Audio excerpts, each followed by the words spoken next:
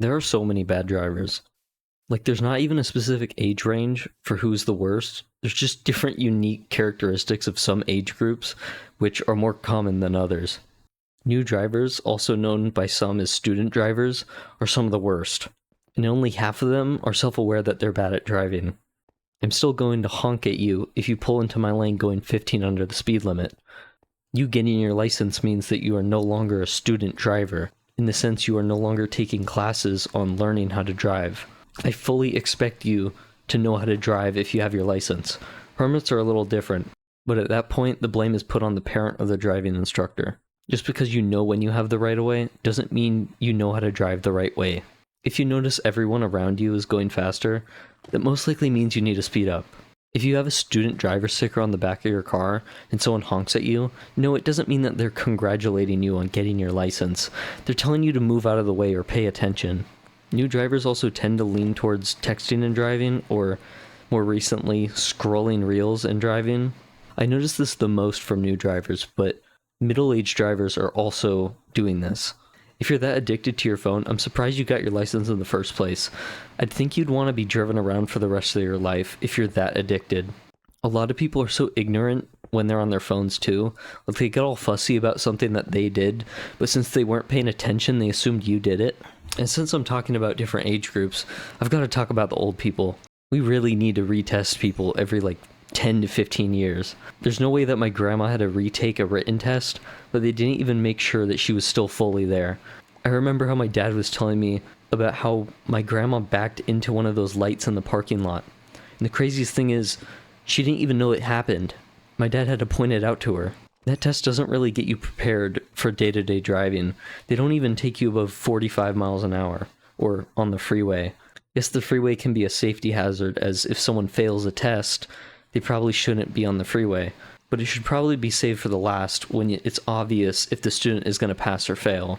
Not enough people know how to properly merge, and it's kind of concerning when people are merging into your lane 20 miles per hour under what you're doing. Adding on to more about the freeway, at least in California, people treat the fast lane as just a faster lane, but they treat it as if it's still within the speed limit. In most other countries where driving is genuinely taken seriously, the left lane is strictly a passing lane, not some sit around and go slightly faster than the lane next to you. We also need to make it very clear that driving is a privilege, not a right. If you're not safe enough, I'm talking like driving with your phone on top of your steering wheel, you just gotta call an Uber. You're the reason why I gotta sit through extra traffic, because you decided it was a good time to make plans with your family while you were cruising going 65 or 70 on the freeway. The test doesn't even require you to know how to parallel park. Like, what are you gonna park a mile away in a big city? You already have very limited parking, and it really cuts down your options if you don't know how to parallel park. Something that really gets on my nerves is when people slow down to 5 miles an hour right before taking a right turn. Like, your car's not gonna roll over. I get it if it's a very narrow street, but still, most of the time you don't need to slow down that much. There's also so many people who just don't even look when they're making a right on red.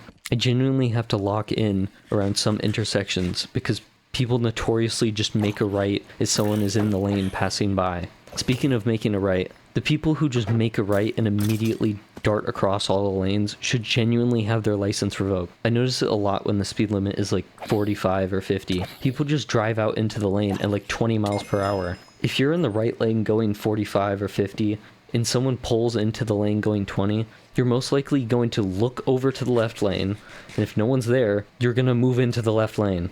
If there is someone there, then you'll probably have to cook your brakes for a few seconds. But when these people move over even further, it's the most unpredictable thing. If you moved over to avoid this person just for them to move into the lane, still going 20 miles per hour under, they're liable for anything that happens. If you genuinely can't speed up to the speed limit, go all the way over to the right lane and turn on your hazards. You might as well just pull over or at least get out of the way from everyone else. While taking care of your car doesn't directly change how good of a driver you are, it does indirectly say how much attention you put towards your driving. If you always make sure your car is fully up to date on any maintenance and making sure it's always clean, I'm assuming you're at least average at driving. But if you have paint flaking off the hood and clearly haven't cleaned the windshield since you bought it off of Facebook Marketplace, I'm assuming you really don't care about your car, which may also mean you don't really care about how you drive. But there could also be false positives in that. Someone could be really bad at driving. A family member could clean their car and stay up to date on everything, while the person driving it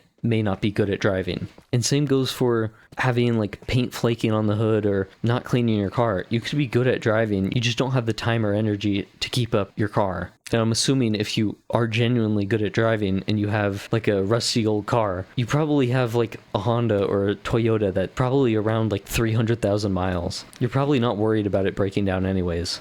I could keep going about cars or driving, but I kind of got to get stuff done. Goodbye.